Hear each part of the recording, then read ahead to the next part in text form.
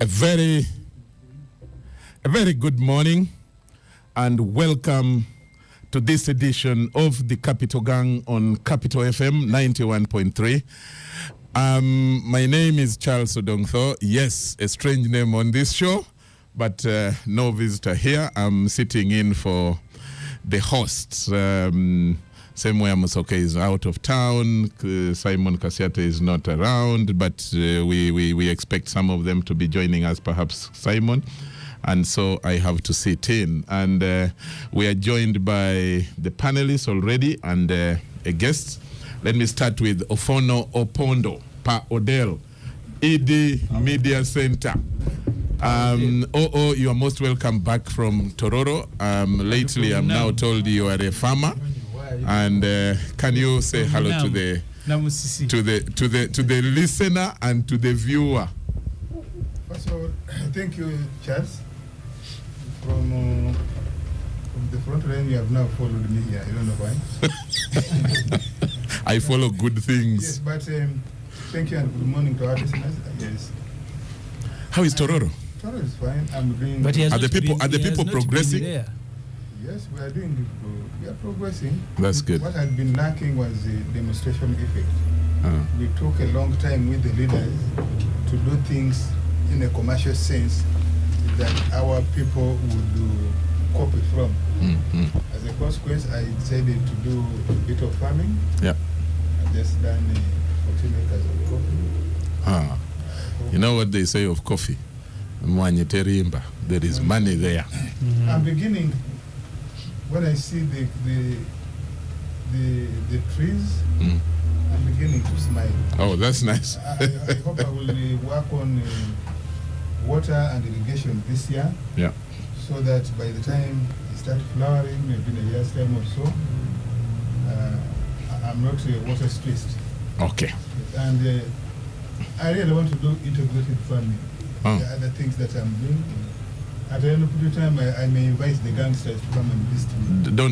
Don't miss me, because I want to follow in your footsteps. Across Ofono Opondo is Honorable Ibrahim Nganda Semuju, MP Kira Municipality, a long-time friend and colleague and workmate and many things. And Semuju, you're most welcome.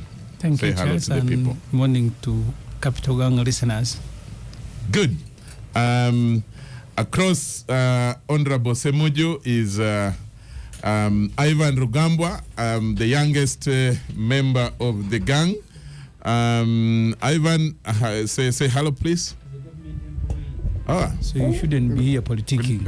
Good morning to the But Ogo is also a government employee. Why didn't you say the same of him? Same. A little.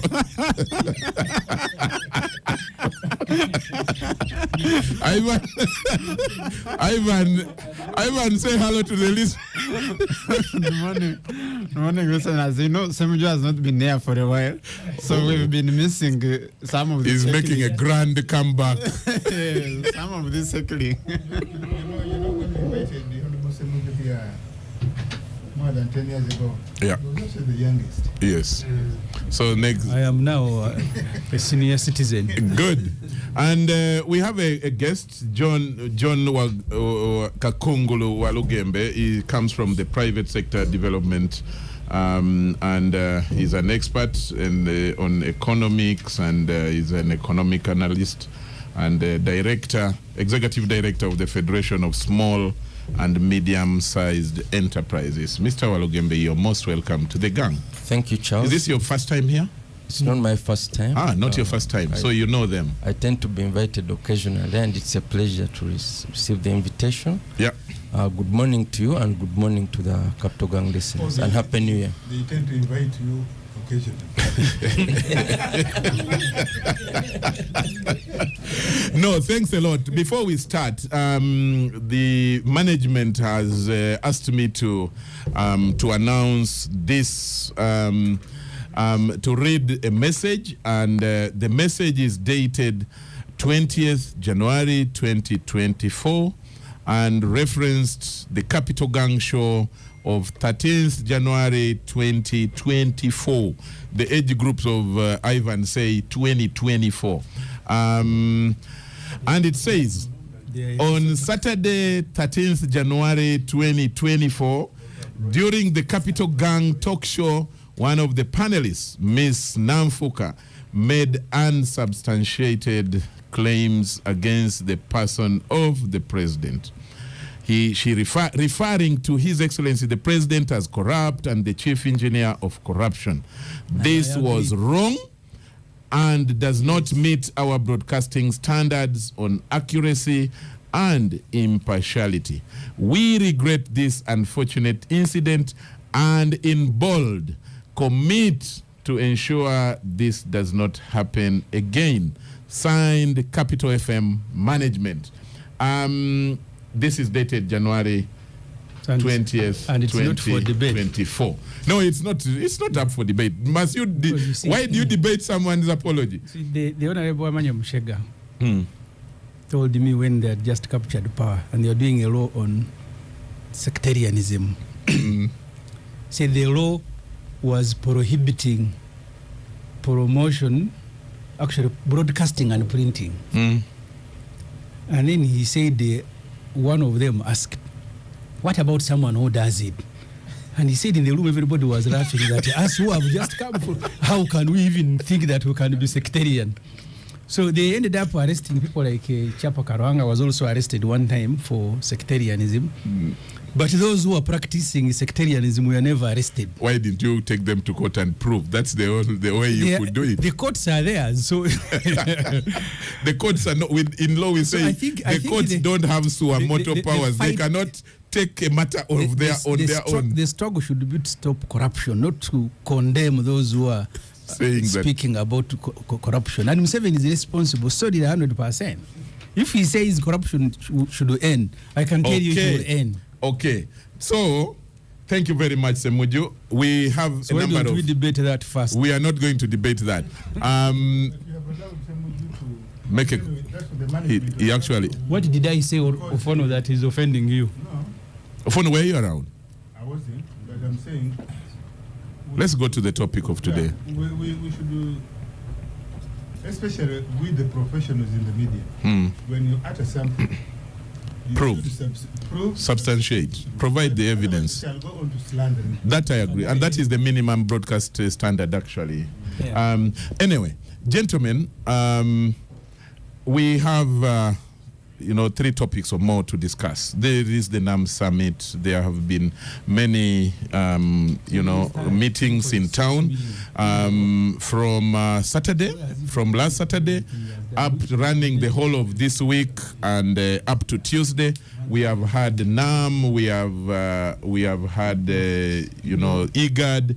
We have G77 plus China.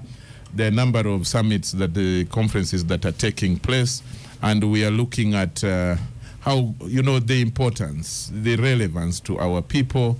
President Yoweri Museveni, the one that is now trending is the speech of President Yoweri Museveni, that 12-page speech, very powerful. Like it or hate it, yes. You can make whatever comments you make of it. He came hard, he was tough talking, the President Museveni that we know, indeed, and he made this statement. He talked about the principles, the Bandang principles, if you like, of when NAM was started, 1955, and the principles that they laid out, and whether they still have a meaning today.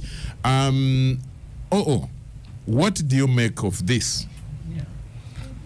Well, your thoughts about the conferences going, big conferences in town? Well, we have had 4 conferences now, running back to back. I forgot actually the Commonwealth speakers as well. We started with the Commonwealth speakers, which ran from 3rd to 6th of January. Then we have now had NAM, which is concluding today. NAM conferences, the NAM conference and summit of heads of state.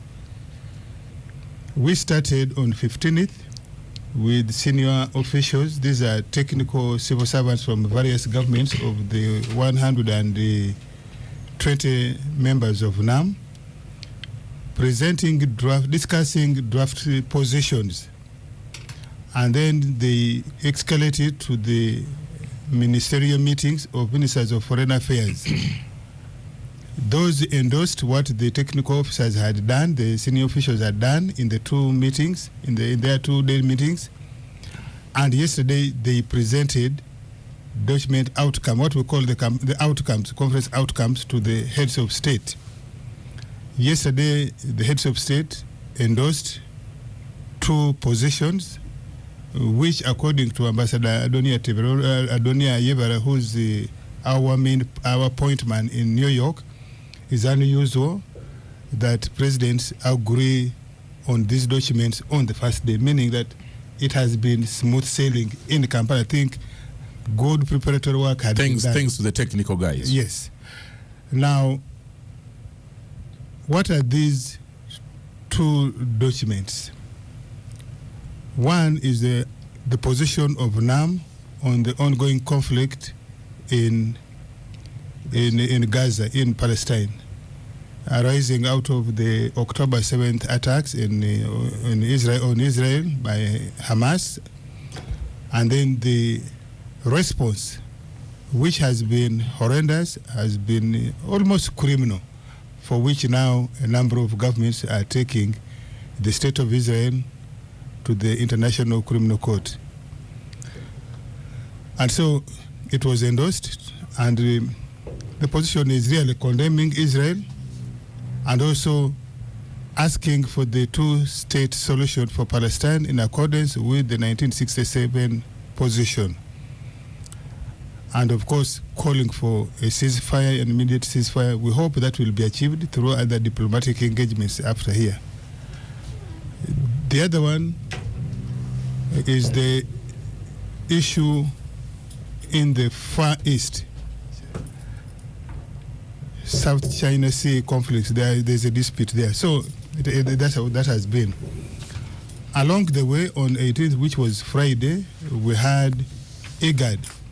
IGAD is Intergovernmental Authority on Development. It has 8 members of countries of the Horn of Africa: Uganda, Rwanda, Burundi, Kenya, Somalia, Sudan, South Sudan, Djibouti, Eritrea. For the NAM conference, probably I need to say, we have had, out of 120, we have had 117 delegations. One plus 5. The presidents have been 28. Vice presidents have been 5. Prime ministers have been 7. And about 45 ministers of foreign affairs leading their countries' delegations. Other delegations were led by either, depending on the different protocols, the different governments, could be a speaker, could be ambassador, or they sent their permanent representatives from New York to come. We have also had 10 observer countries and organizations, international organizations. Among them, we have had the President of the UN General Assembly, Mr. Francis, I've forgotten the second name, and this morning, the Secretary General of the United Nations, Mr. Guterres. Antonio Guterres, arrived to participate in the concluding sessions today of NAM, and tomorrow we shall enter into the G77 plus China, which he will also be participating in. So the attendance has generally been good. We have not had any organizational hiccup. We have not had any security challenges, despite the advisories that America and the British had given, a series of them. They are advising their people. Yes, no. Of course, when they advise their people, these are big countries, they are influential. When they advise their countries, the ripple effect around the world could also affect ours. And considering also, by the way, that there's Davos going on, considering that there is a swearing in the DRC, this attendance speaks volume, in my view, to the confidence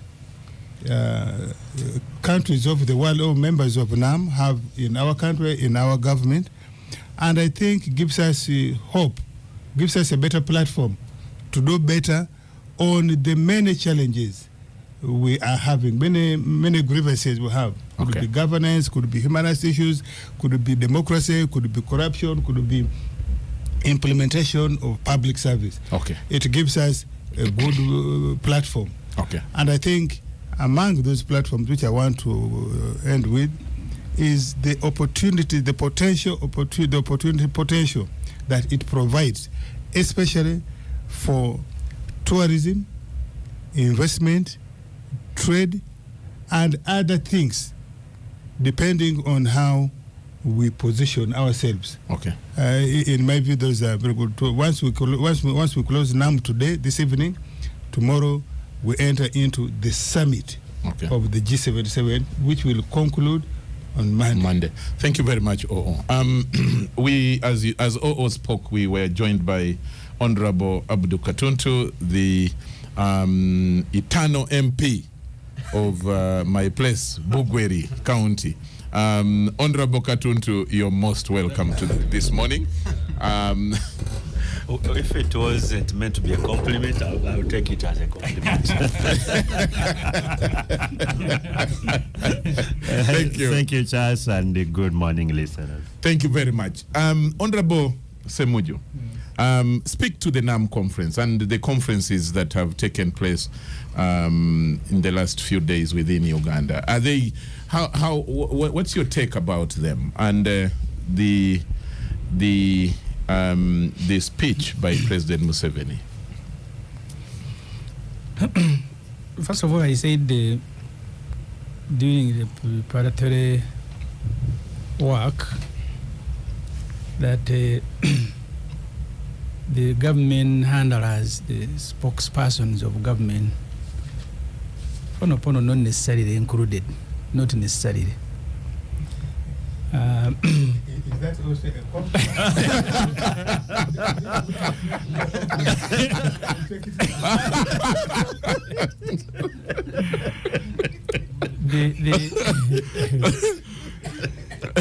They were being trivial when they were discussing the importance of these conferences. They picked the smallest things because they are easy to throw in the face of the public. You will sell your kabaragara, you will sell your tomato, please do this and that. This meeting, by the way, they are also not even about tourism. Most of these conferences and the new initiatives, including the BRICS of Brazil, South Africa, and China, and Russia, and so on, it's an attempt to size up with the dominant forces in the global market, the Americans and West. So these initiatives are of people who think they are disadvantaged. Most of the positions that are formally adopted and presented at the UN and all the other formal meetings tend to favor the West, tend to favor the Americans. And that's why at a formal meeting like a UN, you can't get a resolution, favorable resolution about the conflict in Gaza. But you can get it in Kampala. And Kampala says after that, we will go and see other diplomatic channels.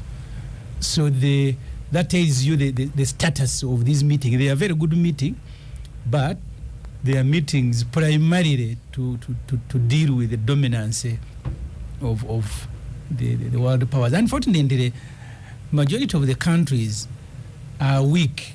That while Russia, China, South Africa, a bit of Brazil can stand up against America, I don't think Uganda will. Uganda can posture.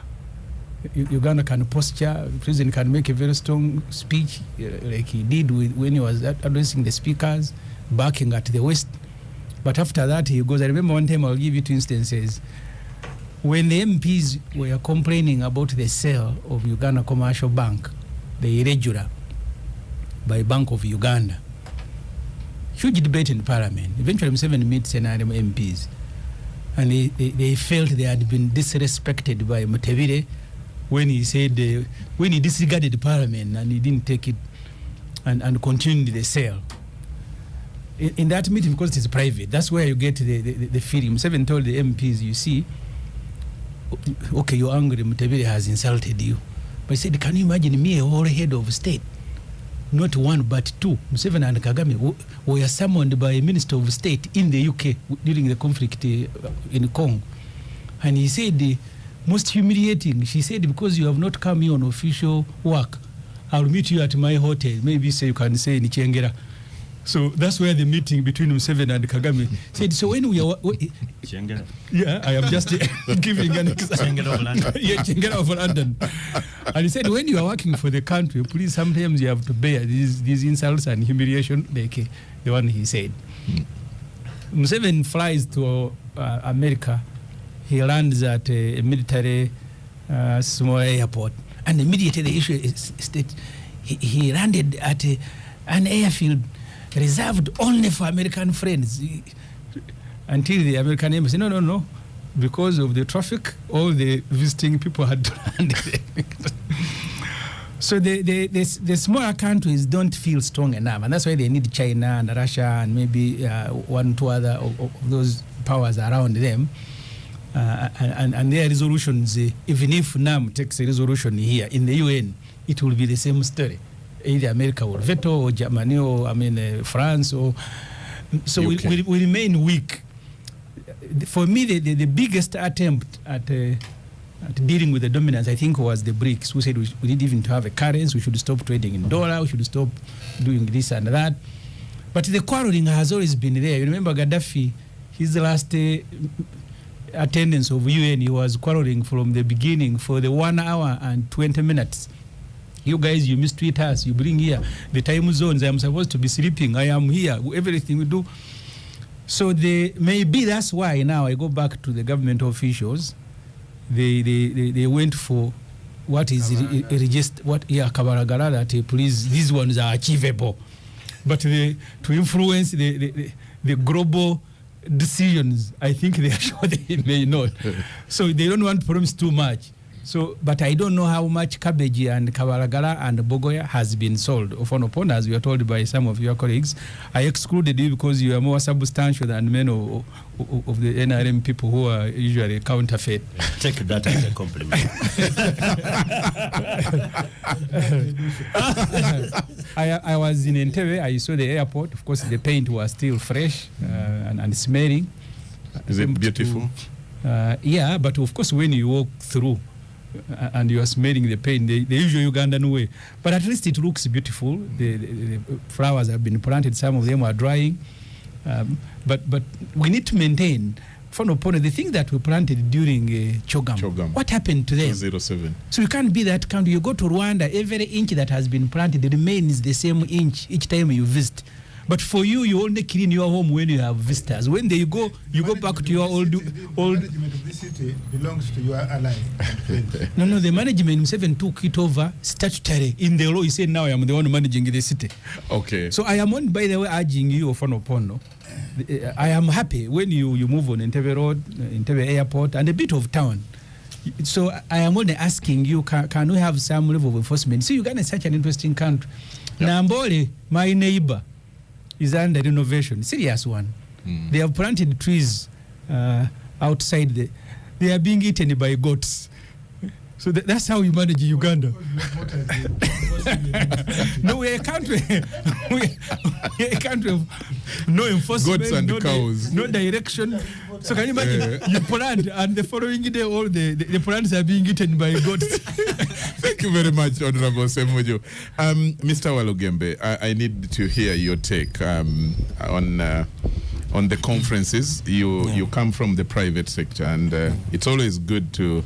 I think it's always refreshing, I must admit, when you hear politicians and you laugh at their throws into some of these things. Then you get that fresher view from the private sector practitioners, perhaps talking money, opportunities, relevance.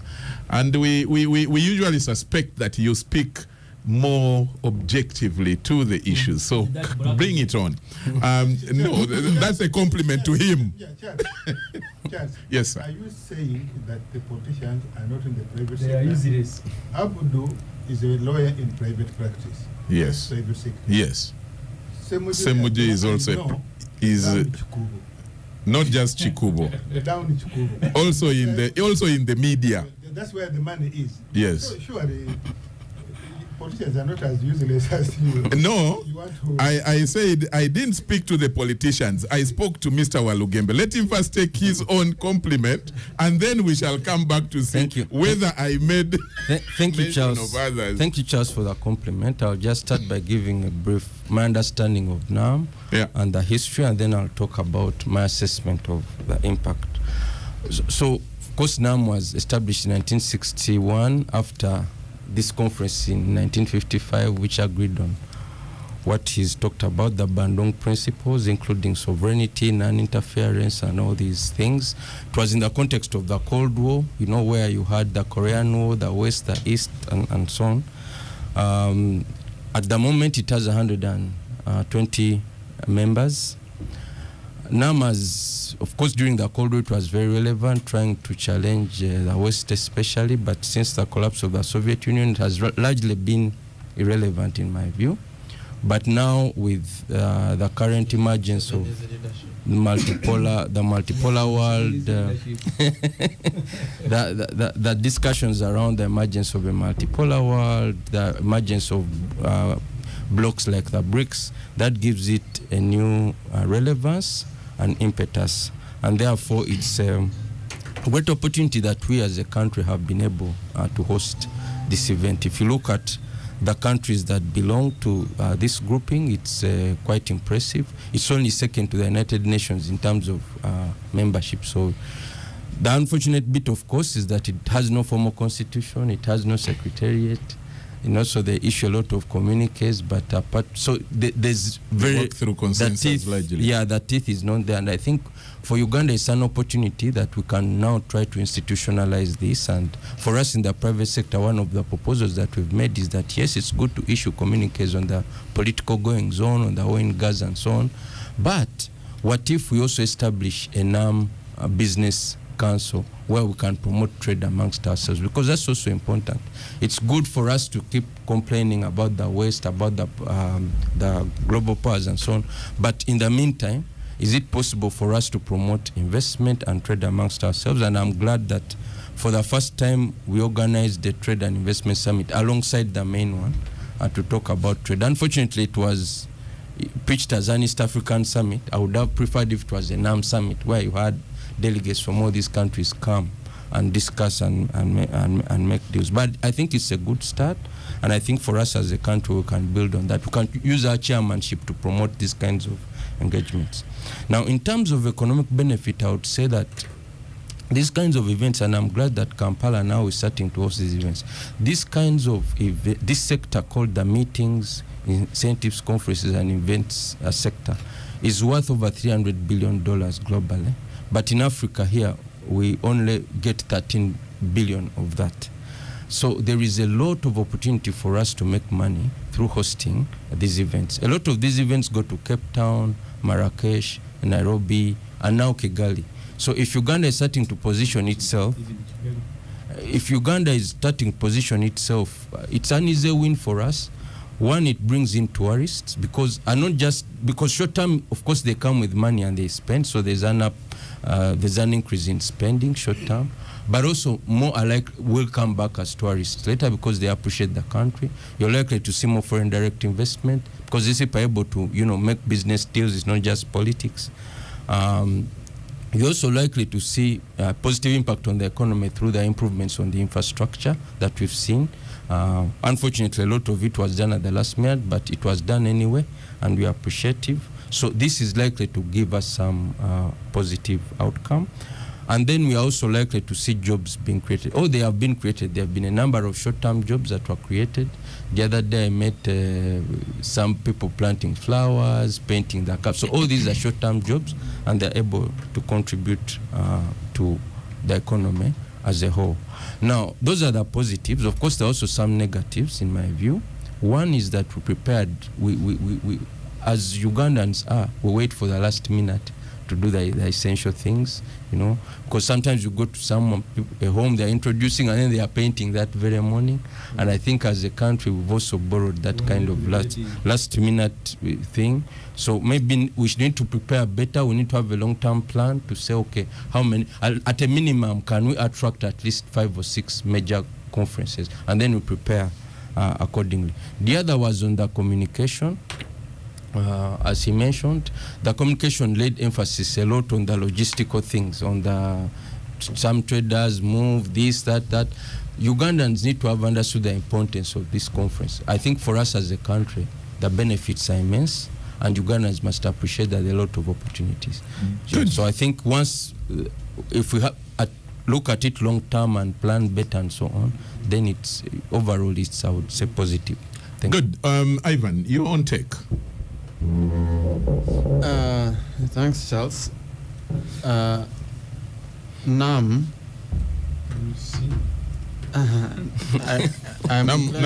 I'm inclined to agree with.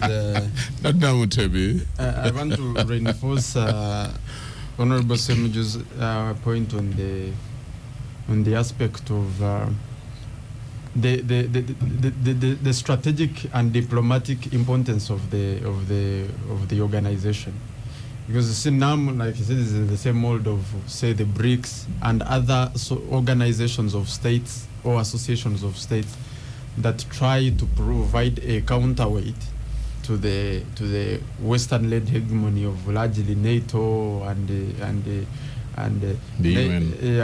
NATO and the UN Security Council, because at the UN General Assembly, in the UN General Assembly, it's a general meeting of states. So there the sort of decisions can be taken, resolutions can be passed, but the real consequential ones happen at the UN Security Council, and that is why one of the points that we raised here, the first points that were raised by the foreign ministers meeting. I saw the foreign minister of South Africa, who's really been like the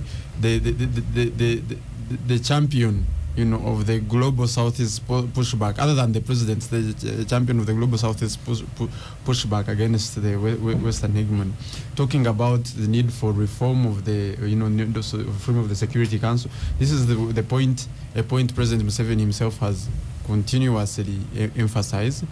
And so associations like NAM provide that sort of opportunity where you have summits, for example, NATO sitting and making unilateral decisions on Ukraine, and then blackmailing the rest of the world or pressuring the rest of the world to follow that train of thought, where you have presidents like the African Union and its presidents. You remember the 5 presidents that went to attempt a mediatory role in Ukraine and Russia, so being ignored and thought disregarded.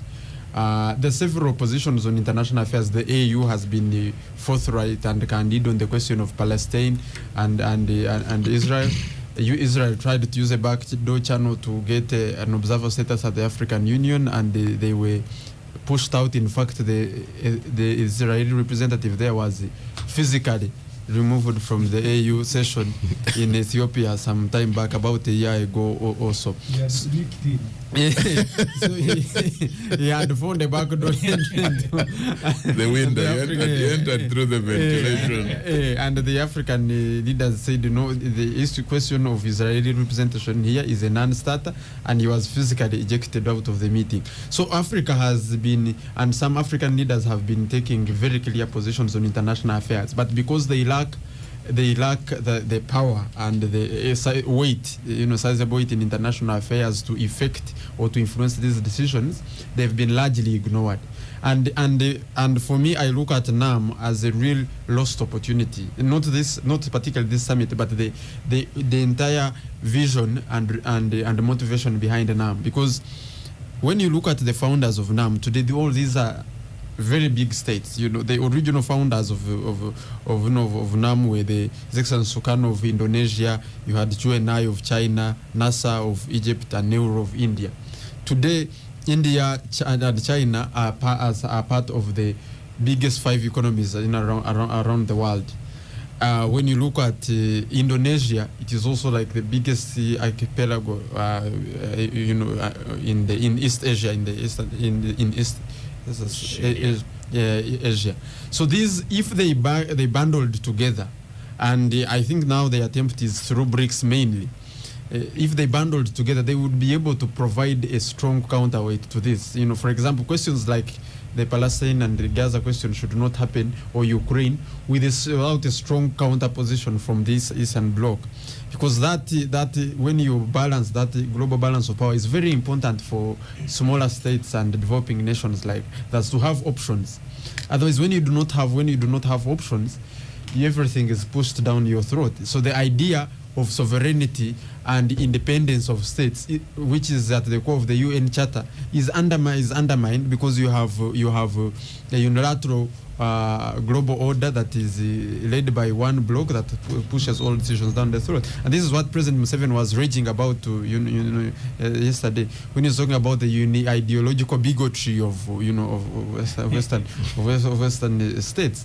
So in many ways, this summit is an opportunity for members of NAM, over 120 of them, to reflect, to do some introspection and look at the opportunity in their numbers.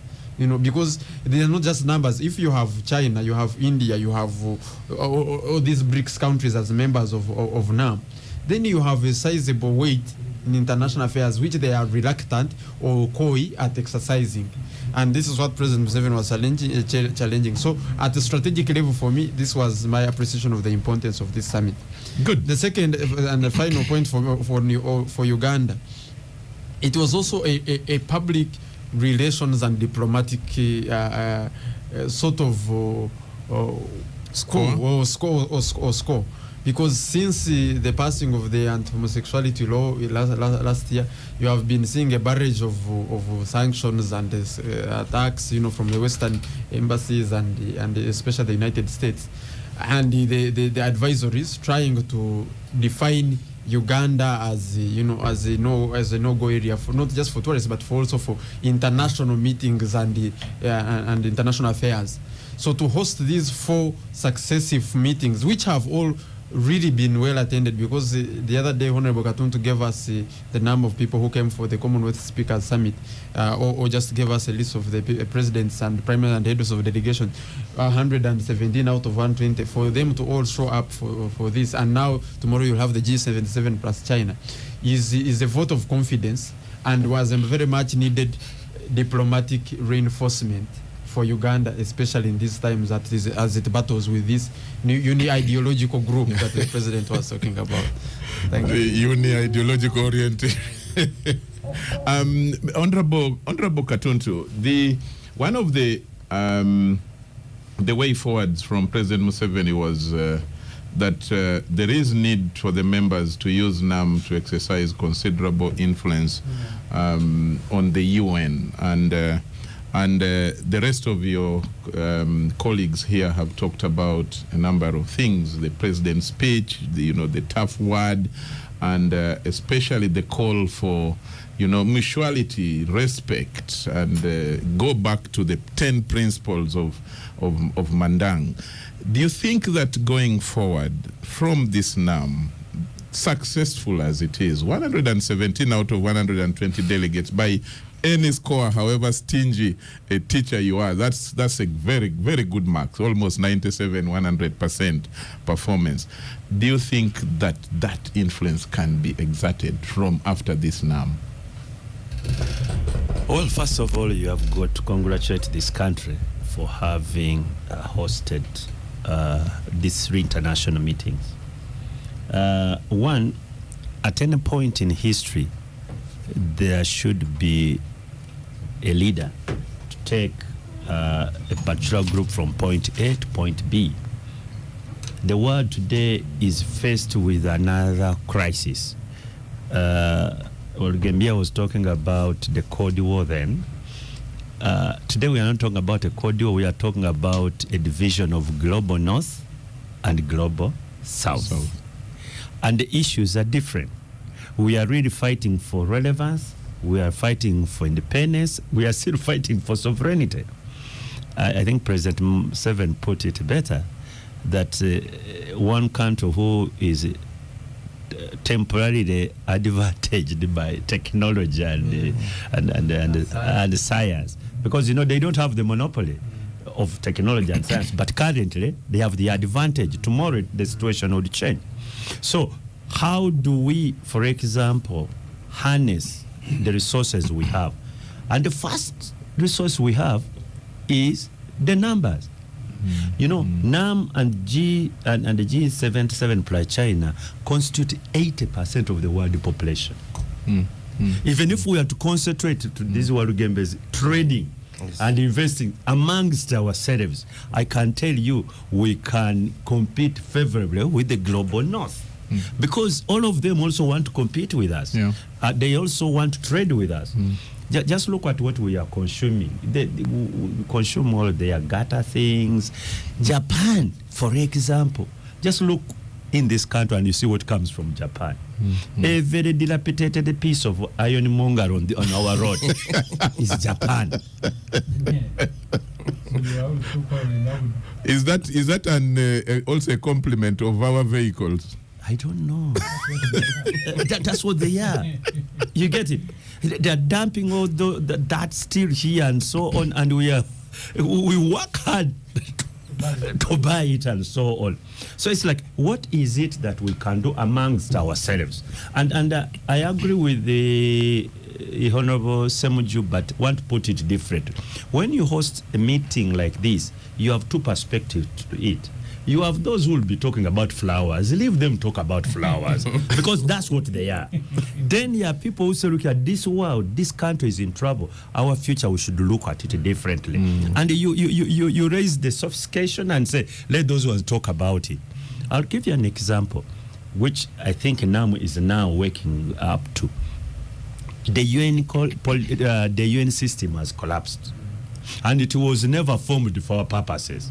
It was formed for the purposes of the interest of the Security Council members. Of the victors of the Second World War. It was never about us.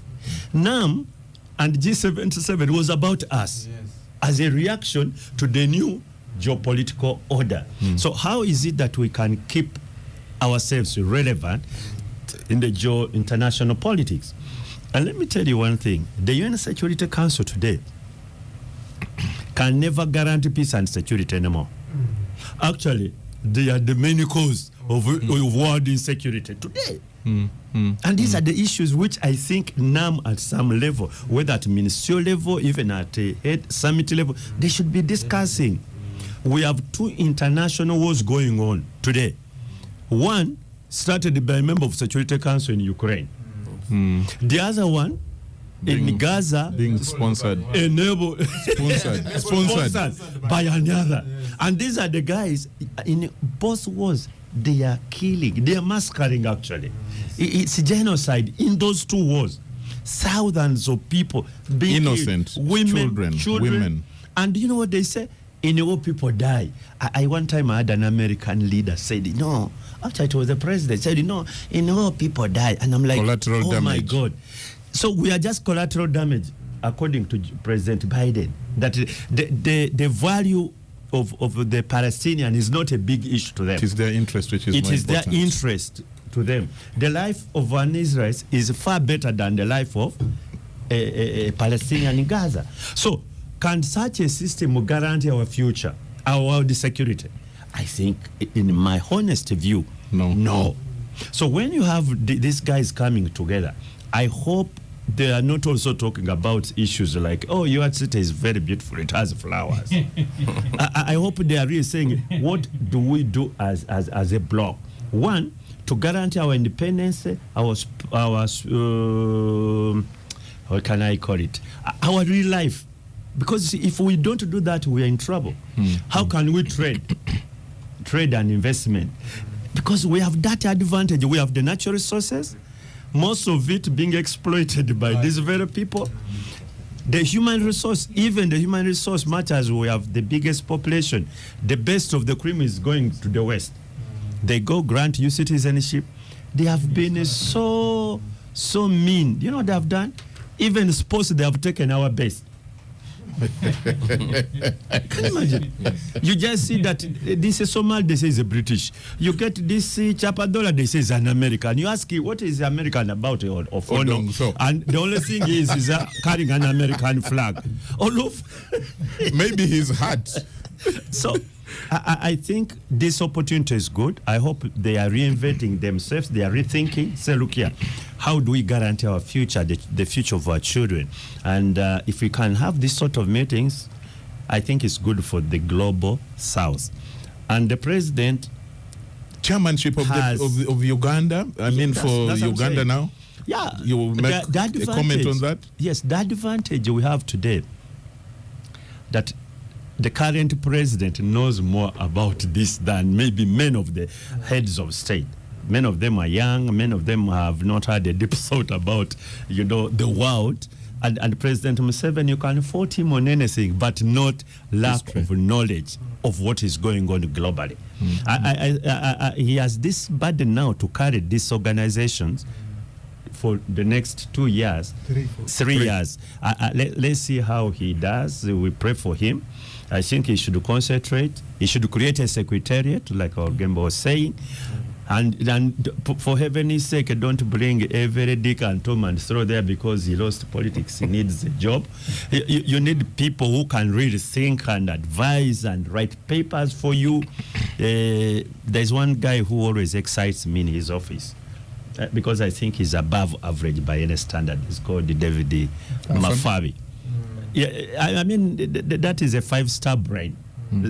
So if you have this sort of people and they come together, they know the entire global history and so on, they can be able to help him make good decisions and do good consultations. We are left with about 6 minutes to do a break. So I want to give, after Honorable Katuntu, 1 minute to each of you to make a comment, especially on the chairmanship and that President Museveni is going to hold for the next 3 years.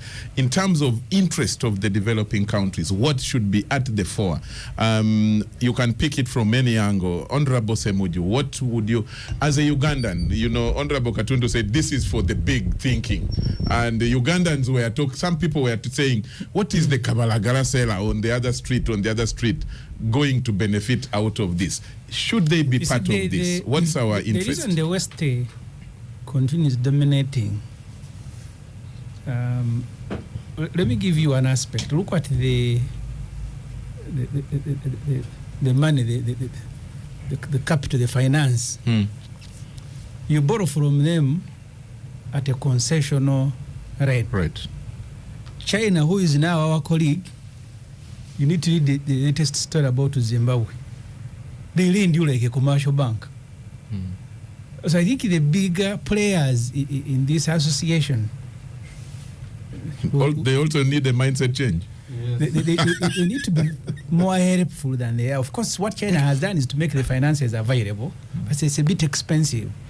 In Uganda, we're in a crisis today. We can't repay our debt. And part of the reason is that bilateral debt between us and China. Zimbabwe, same problem. So they need to help us. Because I sometimes ask myself, if you see a country like Saudi Arabia, with all the money that they have, they're also carrying it to America. All these other countries, China is more concerned with its trade relationship with America than all of the NAM combined.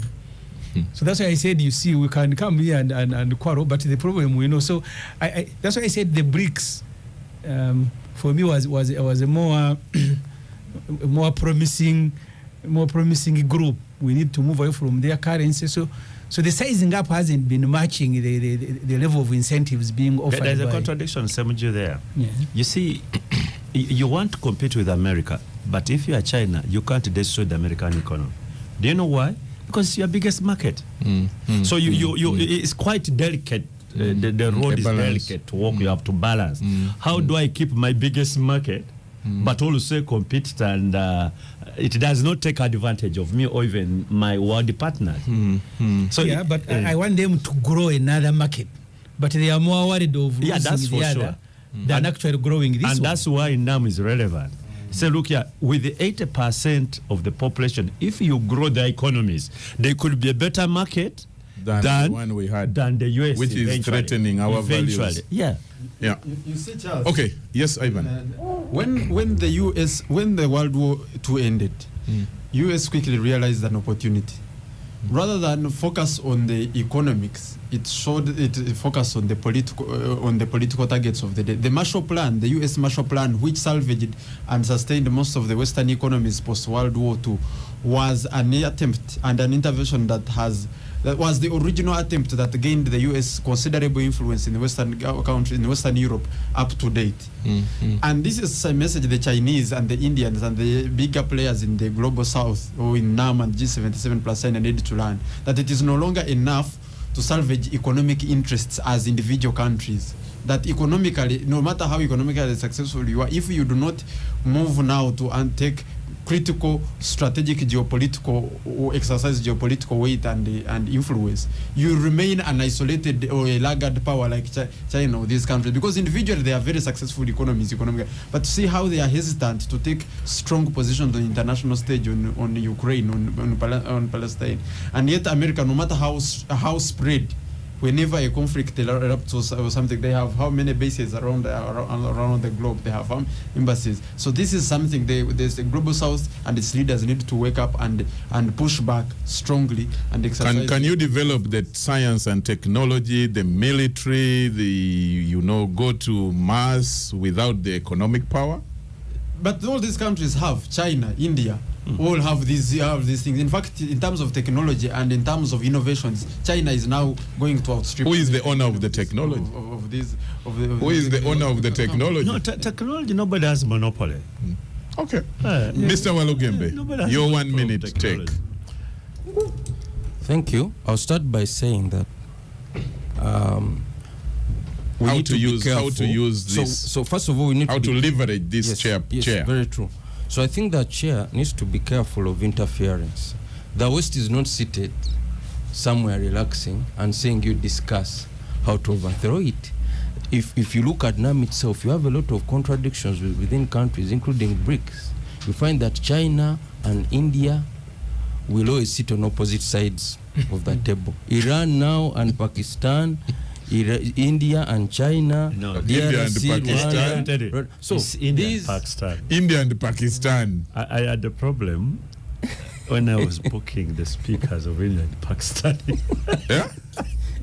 Anyway, I think you want to say that? No. That's okay. I'll give you a little I put you on air? Yeah, no, please. So these I think this is something that the chair needs to look out to too. Yeah. He needs to look at quick wins, and our position is that trade and investment is a let's cultivate trade and investment amongst ourselves. The way we look at the African Continental Free Trade Area, if you look at Uganda's exports, for instance, we export more to countries where we have bilateral trade relations with. That's why we export now the most to the ESC. Should be countries. the case. So if, for instance, FCFTA comes into reality, and if we have a NAM free trade agreement, for instance, it can open up a lot of markets for us. So for me, I would say, please focus on that. And then finally, when we talk about international institutions, these international institutions are tools that are being used by particular countries. Look at the ICC. They have already issued an international warrant of arrest in the Russian case, but for Israel, the prosecutor went to investigate apparently, but nothing has come. So anyway, some of these institutions are just tools for those friends of ours. Good. Finally, we're coming to the break. Your take of what we can leverage from this chair for the next 3 years. It's a good time. Before that, I want to tell Honorable Semugwe, geopolitics is changing. You remember Spain was such a world power. Yeah. Portugal was a world power. There was once a country called Great Britain. Yeah. Does it still even refer to itself as Great Britain? The G has been removed. It now says it is a United Kingdom. Is it united? But it is a kingdom at least. Can Uncle Sam behave the way he was behaving 10, 20 years ago? Not at all. Empires collapse. Empires collapse. And that's what the president said yesterday. Look at what happened recently in West Africa, the coups. The Americans and the French tried to flex muscles. What did they do? They discovered that they can no longer bully in the same old fashion, and they retreated. So the world is changing. And I think what is happening in NAM partly is to do what we have been saying here, building a new center of gravity. And this new center of gravity has different slates: political, diplomatic, military, trade and investment. They are the economy. On the sidelines of this meeting, of NAM meeting, we had the East African business, but we also had ACTAD. ACTAD is a UN trade and investment arm. And they are discussing how do we push reforms on world trade. One of the things President Museveni has been on, and I think you have noticed gaining currency. Let us stop exporting raw materials. And you have seen the African continent.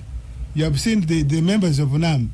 Most of the countries are now saying, no, you China, you India, you Americans, if you want to come and invest and process our raw materials from here.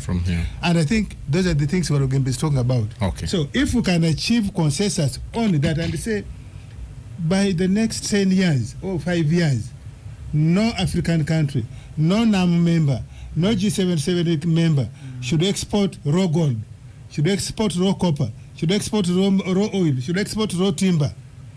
What do you think it will achieve in economic sense? It will improve greatly. But NAM has an agenda. By end of today, we shall know what are the things that NAM, the heads of states, have agreed on to be pushed in the next 3 years of the chairmanship of President Yoweri Museveni. It is not up to Uganda now to choose what we should do. It is going to be a NAM agenda, and that one we shall know at the end of today when they close. And that's what our chairmanship will push for, and will lobby for, will mobilize support for, and resources for.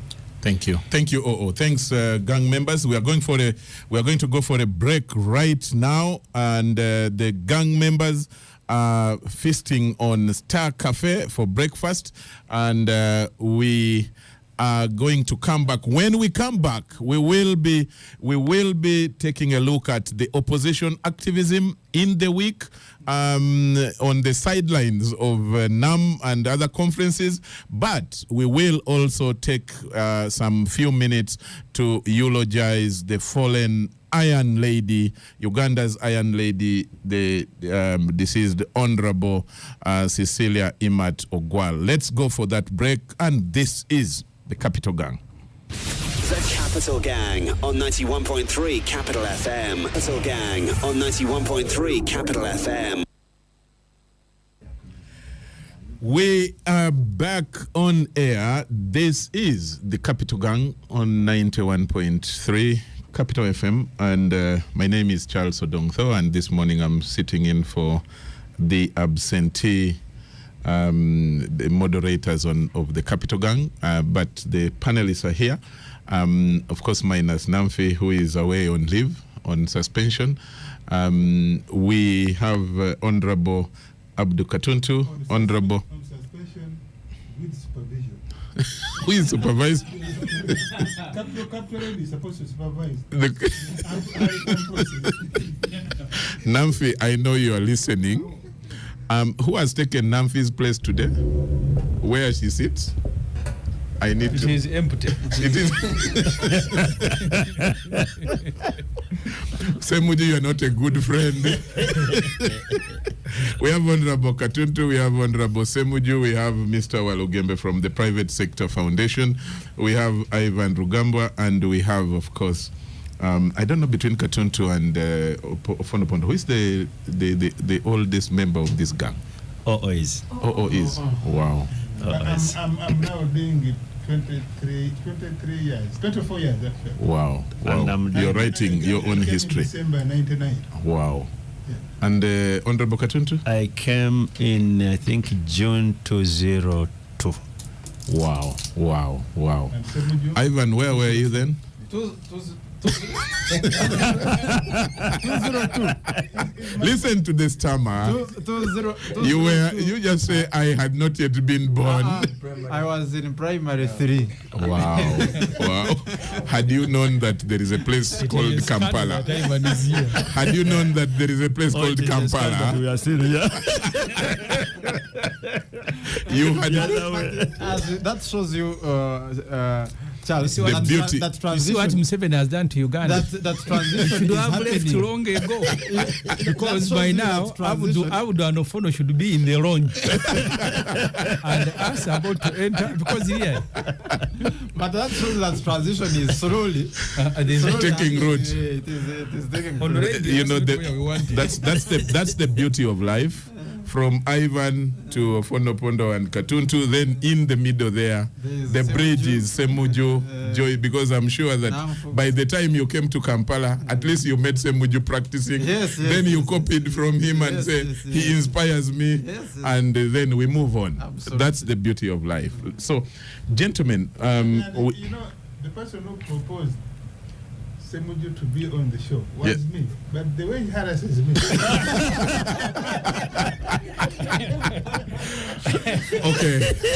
okay, that's good. But can we ask, had you When I was invited... speaking in Namo, I said, at least for you part there. As backhanded compliments come. But for what purpose had you invited him? That should be asked. From the journalism background, but also I wanted somebody who knowledgeable, Yes. independent, Yeah. assertive, Yes. and will not fear to call a spade if he has the facts. So out of those four, he has done all correctly, He has right? done all correct, and by the way, I keep giving him compliment that even in Parliament, he's one of those opposition politicians you would not want easily to lose. Okay. And I would not want Semuju But to you had told me last time that you are going to remove me in the constituency. That was the advantage. Anyhow, What we do here? for me, I have When Kapshenga asked me, yeah. I said Abudu would be a good one, and they have not disappointed. They are consistent guys, Good. and you can't find them at fault at all. Yeah, from this side, for me, of course, I've enjoyed all of you in your different brands. I'm reluctant to thank Ofono. Gentlemen, And that is the reason why he proposed the opposition leaders took to the streets and with different kinds of actions as NAM came to Kampala immediately after the Commonwealth Speakers Conference. I saw Kano Besije planting some banana on the street, on the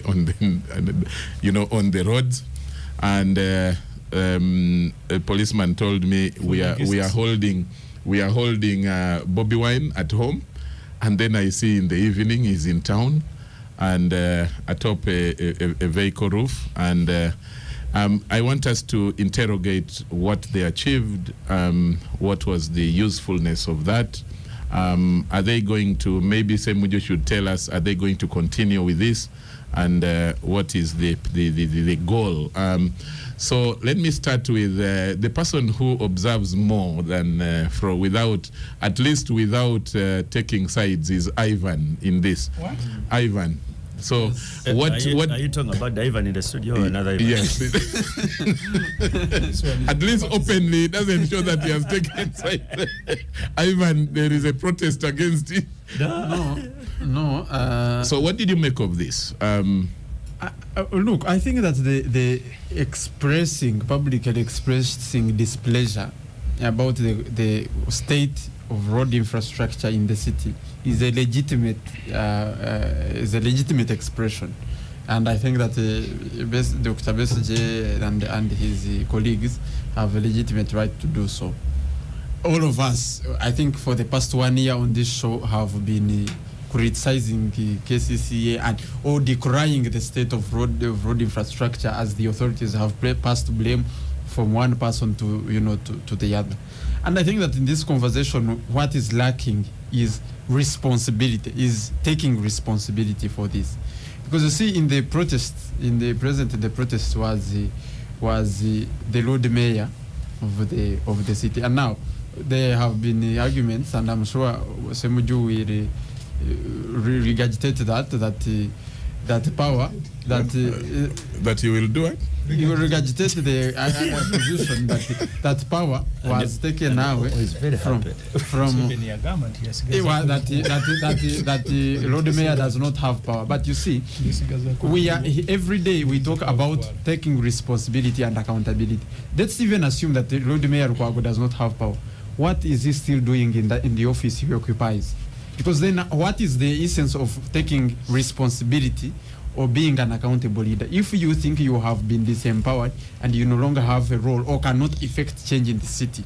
Rather than join the side shows of planting trees in the middle of roads you are supposed to oversee or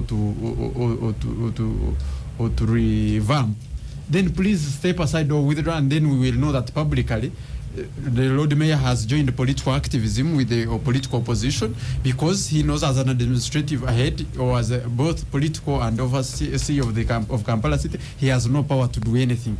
But if you continue to draw public or taxpayers' money with the accompanying privileges and the car branded with personalized number plates and all of those things, those amenities, then you cannot eat your cake and still have it. You cannot continue to draw salary from the consolidated fund, enjoy privileges of a public at the expense of the taxpayer, and still tell that taxpayer that in that office you cannot do nothing. That really the Lord Mayor must take responsibility for the dysfunction. At least if not administratively, he must take it personally, take personal responsibility for this. Yeah. So he has no moral authority to go planting trees and banana plants in the middle of roads when he's the head of the city of the city. My other point was, of course, the timing of the protest. Like I have said, we have all been discussing this.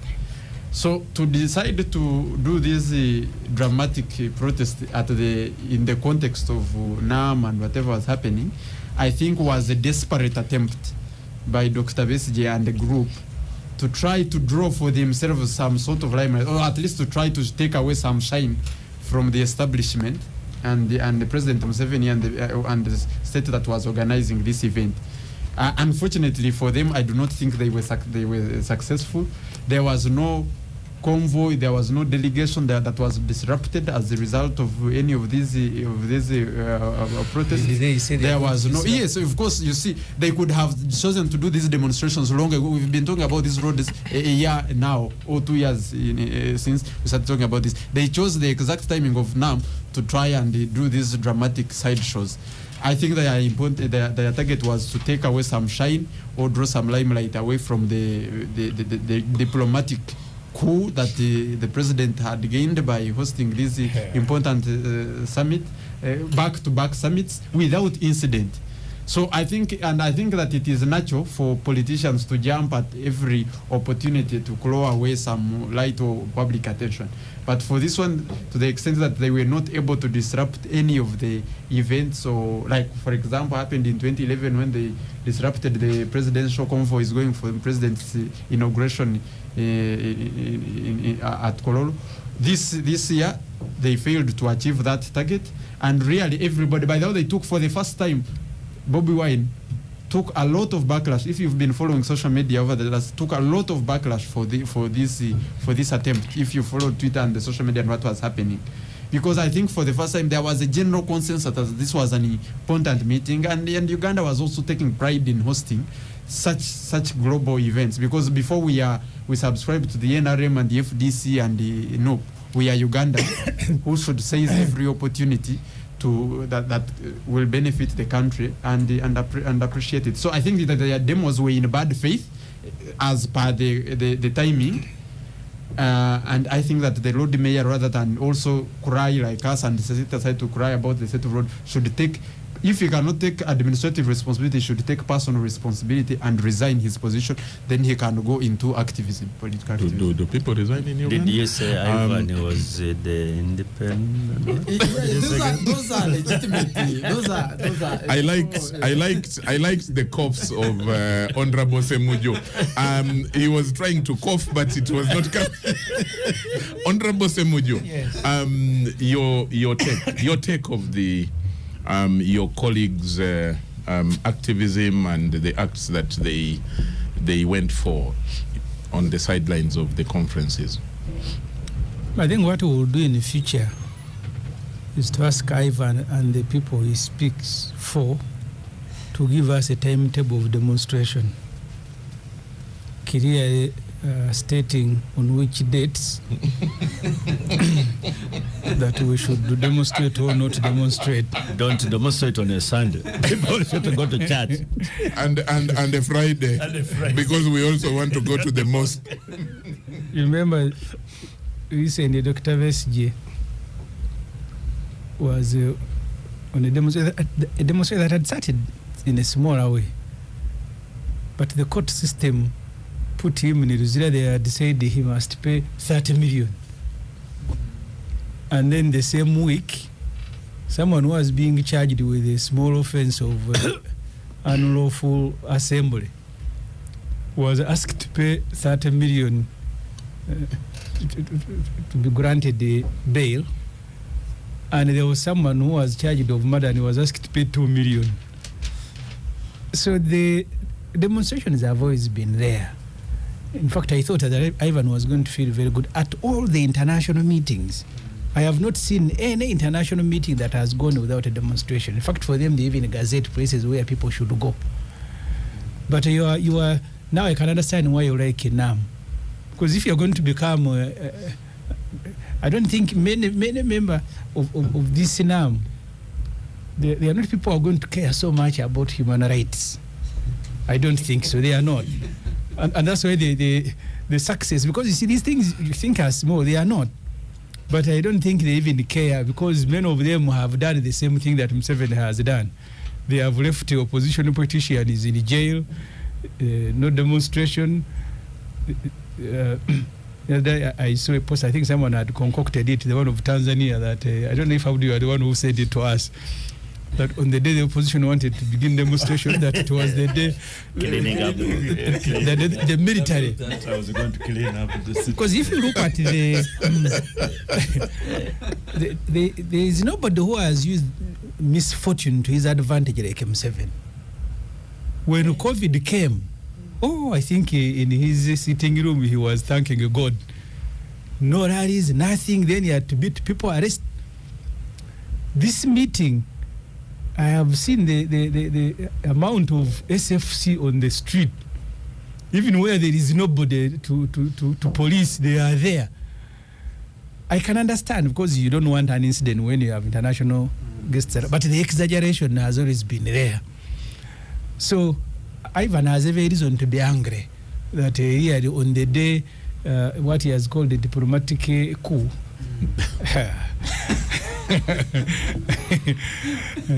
I pray for you. I hope you are not the author. You must have been very young. Okay. Of that statement, 7 landing at an airfield reserved only for American friends. Only for America to say, please. The other airports, because of commercial flights, we are very busy. So all the guests had to land here. Yeah. Not all the guests were friends. But okay.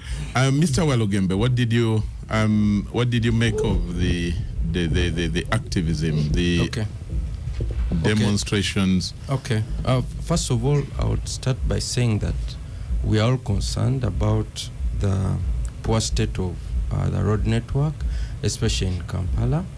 It has a negative impact on the economy. People spend a lot of time in traffic. People have to repair cars and so on. So I think that is definitely an issue. Number two is that we also poor at maintenance. So we wait for a big pothole to appear in the road and then we backfill it with soil instead of undertaking maintenance in a timely way. So I think that's also another issue that we ought to address. Now, on one of the benefits that such a summit brings to us is an improved image as a country. And I think at such times it's imperative that in spite of our internal contradictions, we try to get as much mileage as possible from that. So for me, I would think that the timing was inappropriate. The issues are valid, but the timing was very inappropriate. Typically, at international events, you have demonstrations, but on substantive issues that the conference is addressing. So if you have NATO or the G7 or whatever, they say you guys are engaged in ABCDE. So I think, and then what happens is that we also allow designated places for such demonstrations to occur. Where are they designated? Yeah, so for me, I would say the issues that were being raised as legitimate issues, I think the relevant officers in government, whether it's KCC or whoever, needs to take note. But the timing, I think, would have been better. Talking of the timing being wrong and the issues valid, you are a senior spokesperson of government. Why couldn't some of these road things, infrastructure arrangements, be done early? The question has been asked. We knew about NAM. There was, by the way, an 2021. MP who was also protesting differently Who during was a that? meeting at Africana. Who was that? And she said, to hell with these NAM meetings, you have pushed us away from the paved roads. And, Yes. and you have The left last for one us. had just lost his car to the guests. That way. No, she's not a minister. So we knew about NAM 2021? I think 2021. 2019, I think. But officially, the president actually put government on notice to start preparations by 2021. Yeah, but remember, 2021, we had COVID, and because of that, the resources were suppressed. Yeah. Secondly, we could not do certain things. So of course, we had saved in the SOPs. One of the things that was open was construction. Now, you could ask why, if construction was open, why didn't we Use use that time opportunity to do the preparatory work or even actual implementation? Use the other microphone. Actual implementation of key That's construction projects. Yeah. We did not have the money. You know, here we administer a cash budget. Yeah. And I think because we did not know the ripple effect of COVID, how long it would last, government could not spend the money it had on the roads. Nevertheless, we can do better in planning and execution. Yes, we can do better and in planning, budgeting and execution. The government is entirely responsible for this sluggishness. Nevertheless, all the leaders of the opposition who are protesting have been in parliament, have been in the government, majority of them. So they know how the government system work. I thought they know how sluggish One of them is the chief executive, political executive of Kampala City Council Authority. It is not his first time, his first term as Lord Mayor. He's actually doing the 13th year as Lord Mayor.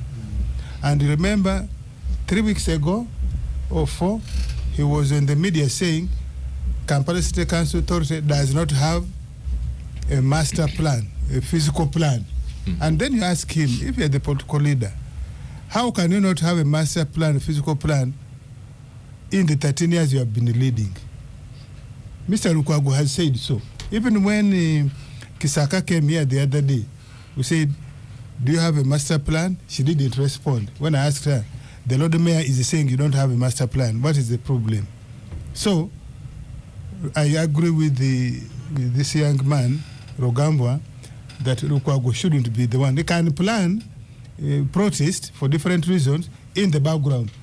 But that is the one putting on an overall like Ofono with a hoe and banana plant to plant on the pothole road.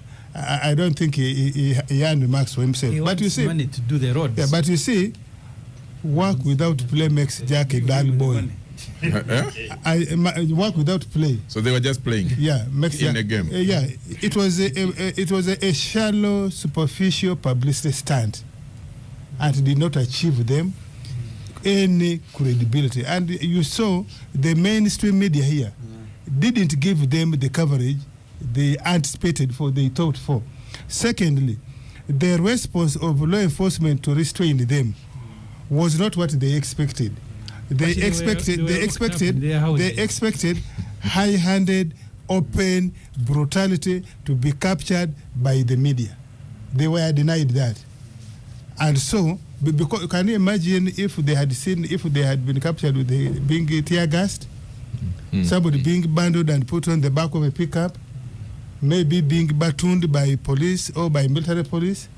That's what they had planned for and anticipated from the documents we have as government, as security. Yeah. Yes. You not that we run a state, we run intelligence. You may despise it, but we infiltrate you. So we know what. Yes, yes. We know what you plan. But remember, this is not the first time they are doing it. You remember during the spell of the economic issues in 2010, 2021, 2011. That was the walk to work. After each election cycle, you remember they announced that every Thursday they would be holding prayers. Are they still praying? They are raising the same issues of governance, human rights, corruption, lack of public service. Are they still praying every Thursday at Najanankumbi or anywhere else? Are they still ringing bells every Tuesday at 1 o'clock? You remember they told their people they have never withdrawn.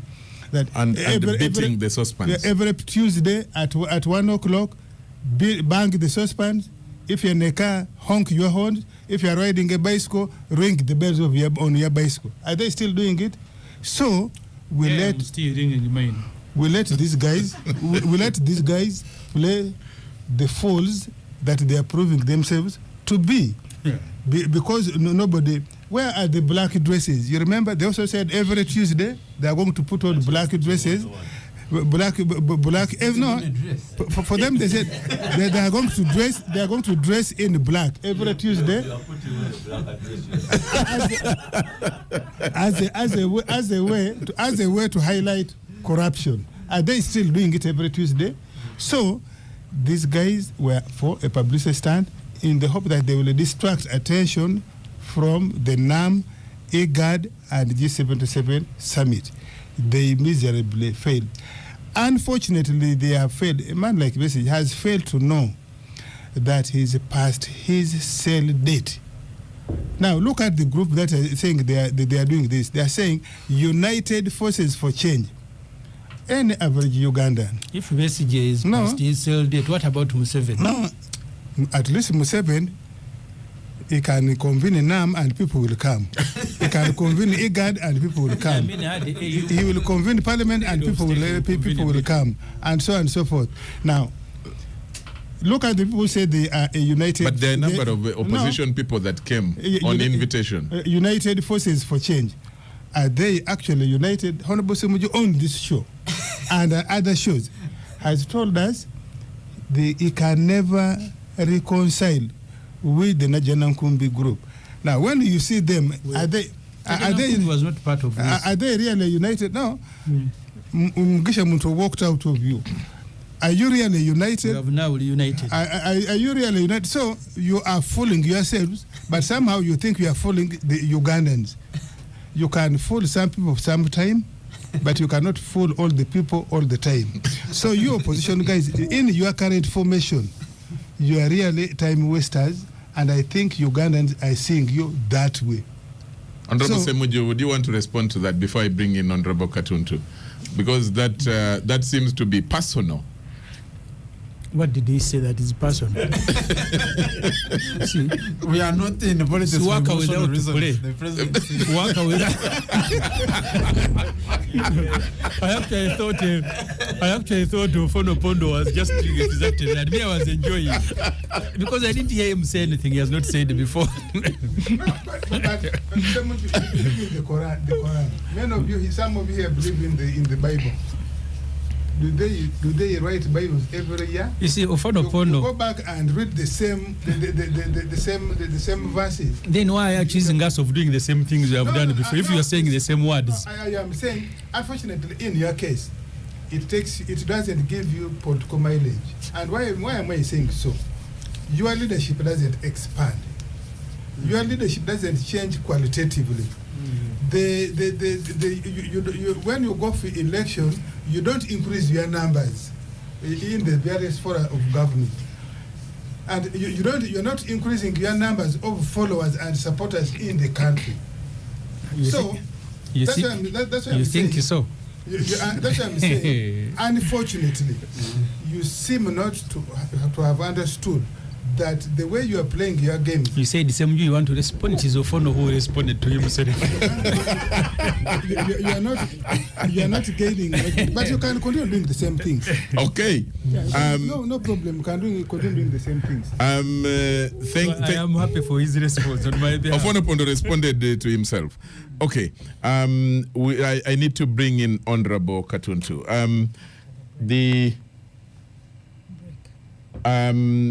But I will bring Honorable Katuntu after the break. Let's take an immediate break right now, and then when we come back, Honorable Katuntu will weigh in on the issue of the opposition protest, and then we will move to eulogize Honorable Cecilia. Let's take that break. The Capital Gang on 91.3 Capital FM. Capital Gang on 91.3 Capital FM. Gentlemen, we are back on air, and we are back for the final segment of this edition of the Capital Gang on 91.3 Capital FM. My name is Charles Odongtho, and I'm in the studio with Honorable Katuntu, Honorable Ssemujju, Mr. Walugembe from private sector, Ivan Rugambwa, and Ofono Opondo from the media center. Just My brother, yeah. my t-shirt is not black. Oh, you are still thinking of. Then Honorable Katuntu is going. Honorable Katuntu is going to go for another punch. You are wearing a black cap, Not only black shirt or t-shirt, but also a cap. Any more dispute? Follower. UPDF Defense College.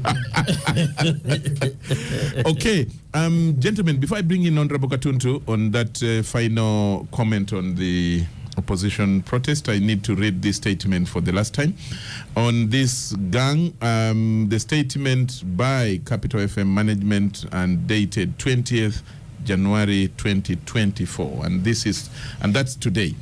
Reference the Capital Gang show 13th January 2024, and says on Saturday 13th January 2024 during the Capital Gang talk show, one of the panelists, Miss Namfuka, made unsubstantiated claims against the person of the president, referring to His Excellency the President as corrupt and the chief engineer of corruption.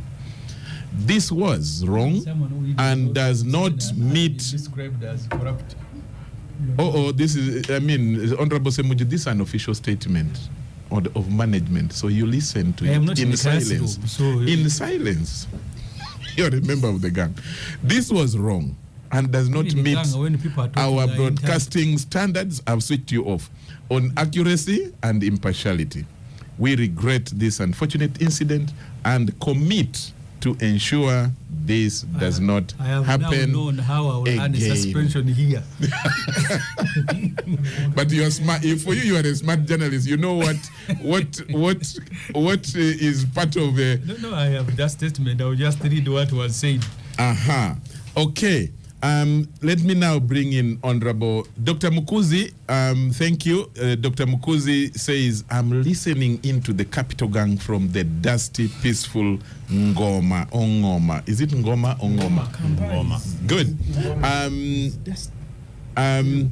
Honorable Honorable Abdu Katuntu, your own thoughts about the opposition, activism, planting trees, planting bananas, then fishing on the streets of Kampala.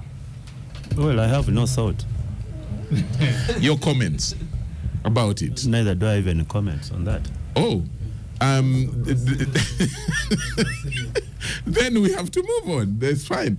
Honorable Katuntu thinks that there is nothing to comment on that and passes it. He said he has nothing. Not that there is nothing. Good. Honorable Cecilia Ogwal,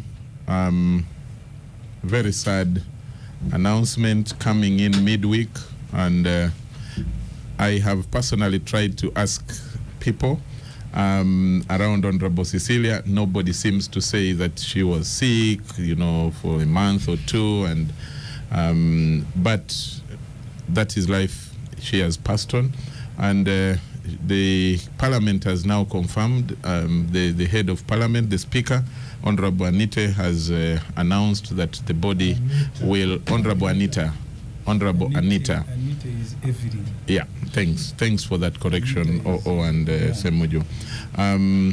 That the body will be brought back to Uganda from India tomorrow, Sunday, and then there will be programs for the funeral that will follow from Monday, when the body is taken to Parliament for a special session in Parliament, and then ongoing we shall get to know some of the other details.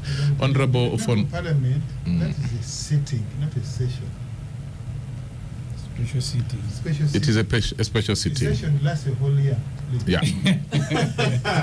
Okay. But that is the technical parliamentary lingua. Yes. But in English, like we are having a session here. In English, it's really a session. That's true. Yeah. And don't urge about that. That is true. In English, really, I spoke English. That's why I was not that's why referring he to the said technical. you've been a parliamentary reporter for a very long time. was also said you've been in the on Parliament. a program like this, I don't use jargon. I use the local understood language out there. You are most welcome, and I want to start with you. No, I'll save him because he's still quarrelling. No, if you are quoting, because the speaker's statement is a special sitting. Let's. I'm starting with you. Both of you are right, but so you don't have to quarrel. A session ordinarily might mean a sitting technically. So I mean, why should you have a conversation over nothing? No. But the speaker's statement is in the writing, and she's because she was. Charles, are we now speaking about the statement or about the death of Honorable Cecilia? Is And going that's to be why I the want to first save to eulogize Honorable Cecilia. Start with No. Let's start with you. We give you the chance. I want to give you the chance. Use the microphone. This one is a bit. Of course, it's sad for when somebody dies, and especially a leader of that level, who outwardly here, nobody in the last many decades, personally, I'd never had when Honorable Cecilia Ogwal is sick and is out of circulation on account of being indisposed. And so, even when she was taken out, it wasn't announced. Personally, I don't even realize her absence. Even in doing the speakers conference, I didn't realize her absence.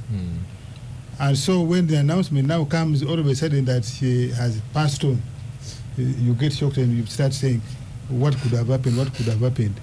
But ordinarily, obviously, we don't share our sicknesses. with the broader public. It is usually personal, family, close friends.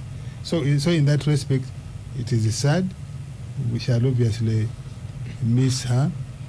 She has been the most rabble-rousing politician, female, who has sustained that rabble-rousing. Cecilia was first came to limelight when she tried to contest for the UPC parliamentary seat in 1980. She wasn't successful, and the UPC administration then consoled her with the appointment as Deputy Assistant Secretary General of the UPC, deputizing the late John Luwuliza Kironda, Dr. John Luwuliza Kironda from Bugweri. Oh. When that government collapsed in 1985, Cecilia, to the best of my recollection, she was among the senior leaders of UPC who did not run out of Uganda. Correct. She stayed. But later on I learned she encouraged other people, particularly the ministers, who could have been a target of the Okello junta, to run away. And she also encouraged those who had stayed after that. When the NRA came in, she also encouraged some of the politicians to go away. However, she remained to hold the torch of UPC. So she became the leading light of UPC, and I want to say opposition and multi-party politics against the NRM administration of 1986-96. When we were making the constitution process, when we were having the constitutional process, the new constitution, what is popularly called the Odoki Commission, I remember Cecilia Ogwar, as the acting Secretary General of UPC, stood firm and said the 1967 constitution was sufficient. There was no need for a new constitution. And on that basis, she decreed, I think following Obote's position, that UPC as a political party, since it had been suspended by the NRM, the political parties had been suspended, they said UPC will not forward views to the Odoki Commission for the new constitution. And if you read that report, UPC's views are not there in that report. They said they will not. They didn't.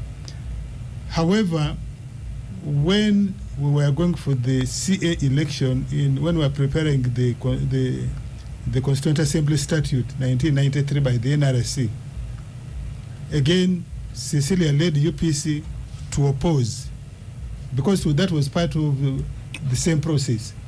However, when we came for the election of CA delegates, they discovered that the political process in Uganda was leaving them. So they decided to participate in the election of the Constituent Assembly, and Cecilia stood for Lira municipality. That's when she passed through. And when she stood, she won a landslide. In the CA, Cecilia was among the most vocal delegates, particularly on three things at the base of my recollection. Reinstatement of multi-party politics in Uganda immediately, the question of land, terminating the land decree of 1975 and giving land back to the Ugandans. And the third one, it has slipped my mind, but if I remember, maybe even federalism, and bring federalism. But I think her federalism was more opportunistic in the sense you were saying things she was vocal on. Yes, now you are explaining. Was opportunistic because she thought if they sided with Mengo on federal, then they will get political mileage. Okay. Eventually, they were the ones who would stage walkouts and so on. So anyway, eventually we passed the constitution. They walked out. They walked out on the day of the promulgation because of the famous Article 269, the Obega Kania Amendment. What did it say? It stayed the return of multi-party Multi-party immediately. politics. When we went for the election of 1996, Cecile Ogwal, I think, was the brain behind cobbling together an alliance, IPFC, The with the Interparty, DP and other opposition groups. the Interparty Forum. Interparty It was it Interparty Forces for Cooperation Forces, something like that, which Forces for sponsored, Cooperation. yes, which sponsored Dr. Semugere. Semugere as a presidential candidate. I think she was even the chair. No. I think it was Mutagamba, but she was a Yes, it was Mutagamba yeah. actually. So when Semugere lost election, Semugere of course announced that DP members should not participate in the subsequent election, and Cecilia remained the most relevant and leading voice of opposition politics and multi-party politics in Parliament and outside Parliament. No, thank you so much, Yes. and what a wonderful history. Yes. Many things you have said are things that I hadn't actually known, but now, so that is why I And then, of course, when she decided to come back for the 6th Parliament, then Milton, they disagreed with Milton Obote, and she was sacked as acting Secretary General and also chairman of the UPC Presidential Policy Commission, and replaced by Dr. Ranyarare. James Ranyarare. Ranyarare. And as we say, Where is in he? 2001 It's around a week. to 2005, she chose now to join to form part of the group that formed the FDC. A party. This was not about which form. But well, she joined. Okay. She joined the FDC. Then now I think it is more befitting to bring in Honorable Katuntu at this point. Honorable Katuntu, your own eulogy of Honorable Cecilia. I know we have very few minutes. It has gotten even more interesting to listen to this, but let's do the needful. Well, one, I think I'll have opportunity In 3 minutes, if possible, to talk about her on the floor of the House on Monday. But I can tell you, I first met her in 1987. Wow. I don't think there is anybody in Parliament currently who at that time had met the Honorable Cecilia Ogwal. At that time, it was me and the late Jacob Bolanya when we went to see her on first floor Uganda House. She liked calling Jacob Olanya my son. All of us. Yeah. Actually, she would use another word, which I can say every time, say, my stupid sons. Everything she would tell us, you stupid son, what are you saying? That's how she used to refer to me and Jacob. Yeah. And it has been that journey lasting over 3 decades. Even my political journey began actually in her sitting room in Bugorobi. Wow. To me, she has been a mother, she's been a leader, and she's been one of those, and a friend, and a workmate. She's been literally everything. There is no woman who has influenced my life, my whole life, more than Cecilia Ogwal, not even my own biological mother, because I've lived the last 30 or so years, we've lived together so closely, and so on. Her children are like my kid brothers, all of them. I'm like her firstborn, and they all know it, and it's quite unfortunate. But she's been sick actually. Only that whenever you are sick, you don't go around telling people that here I am, I'm sick, and so on. But the president issued a statement saying his wife has COVID. So she's been sick, but she's been a very strong woman, as you know. She was a leader.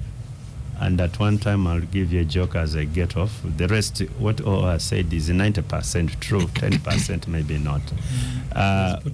But when she was a leader at the Uganda People's Congress, it comprised of these following people as the team: Benny Wacha, the Honorable, Abednego Ngom, Honorable, Okello Honorable, Dickie Nyai, Honorable, Patrick Mwanda, Honorable, Professor Patrick Ruvaihayo, Professor Chichi Mujaju, Patrick Mwanda, of course, so on.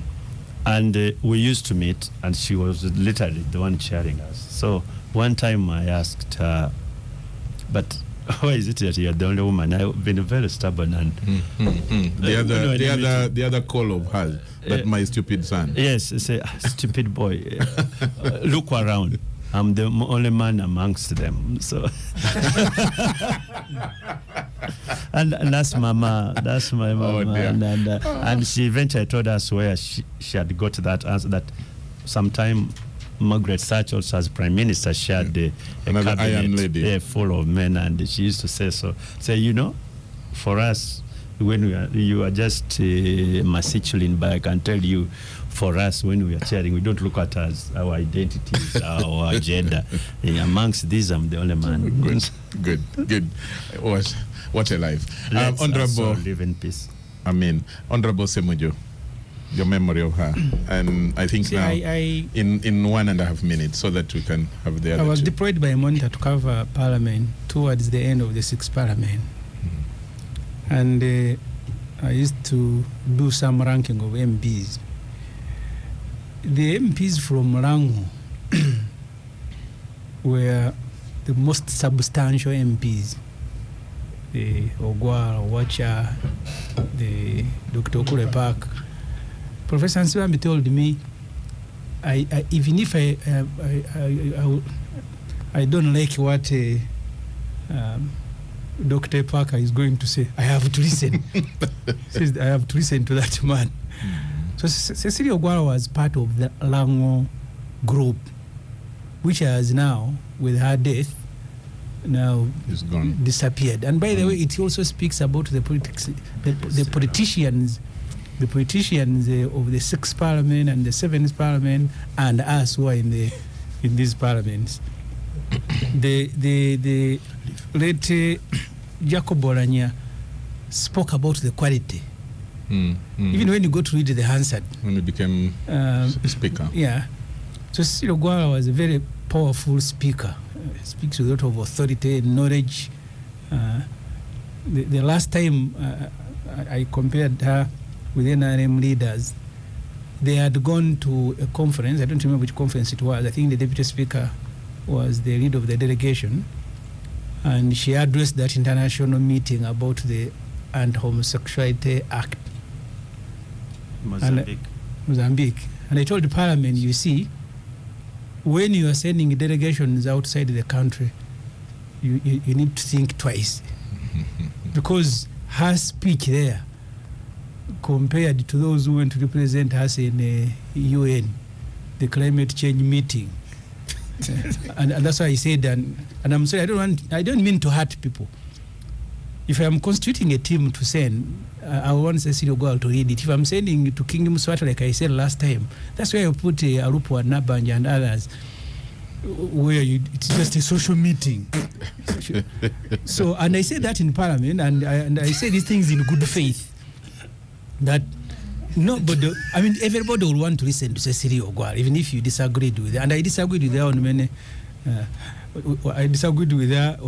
things, but she commanded the respect because of her knowledge, because of the forceful way, the authority with which she made her points. Okay. Thank you. Ivan. We are not yet born. Yes, and I think in the spirit of Katunda, I should also let this one pass. In respect, but are there no things that lessons that you learn even at your age? Ivan looks at me as an elder. What can he say about Cecilia? Okay, Mr. Walugembe. Maybe just one line. Yeah. As I pass to Walugembe, for me, I think that she was one moderating voice, at least from the time I gained political consciousness. She was always that one moderating voice. As you can see, she would lead a government delegation or speak at an official government delegation. Okay, but even for government, when Uganda was campaigning, to have the Speciosa Wandera as was chairperson of the AU Commission. Cecilia Ogwal was one of the Ugandan official government people of the part of the task force to campaign for Uganda's interests and for Semuju, you are in government by virtue of being an MP. Government has 3 arms and the parliament is one of them. And if you are a member of parliament and you draw your salary from the consolidated fund, you about parliament. Don't be ignorant. In parliament, no, that is the law. Government sits on the right hand of the speaker. I don't sit there. Parliament has 3 arms, and that is the fact. Mr. Walugembe. Okay, thank you very much. I would say that 1 minute, she we was need a to get out successful of here. business person. She was a pragmatist. She was a torchbearer in the area of women empowerment, and she was principled. And we hope that the Lord gives her a peaceful rest. Thank you. Yeah, Mr. Crispy Kaheru sends greetings to all of you and says, wow, this is a very vibrant gang today. And he says, I'm getting you live and clear from a cold Dhaka, Bangladesh. Katuntu is on fire. Then he gives a clarification. It was Black Monday, not Black Tuesday. Thank you so much, Mr. Crispy Kaheru. I want to say I really enjoyed the covering as a journalist covering Honorable Cecilia Ogwal. May she rest in peace. For me, the pain for the last 4 years, Ivan, I was also young as far as Cecilia Ogwal's politics is concerned, but the pain for me is that for the last 4 years, I have been trying to convince her to write a book. From around 2018, we have been discussing. Whenever I met her, this is something I've even told Honorable J. Pam, that please, can you write for us your history of your participation in Uganda's politics when you can still see it. Then sometime last year, around August, she had finally accepted. And then when we met, the time that the MP for Erute died in an accident, Angiro Gutumoi, I met Honorable Cecilia Ogwal just in the parliament parking, and she was entering a car now to leave. And she said, oh, my son Odongso, now you know that I have agreed we need to start writing that book, get for me a recorder. And then around November, she told me, let's now start it from January. And I didn't know she was sick. I never knew. For me, that is the pain, because I really thought a book by Honorable Cecilia Ogwal, when she does it herself, would be one of the best to read. Ofonopondo, Honorable Katuntu, even Honorable Semuju, write your own books. Let nobody else tell your story after. I want to thank you very much. Star Cafe for the coffee that you brought to the gangsters. Capital Gang, this is it, the 91.3 Capital FM. Have a good weekend, have a good Sunday. And to the delegates visiting Uganda, enjoy. To the Ugandans, keep smiling and receiving our guests.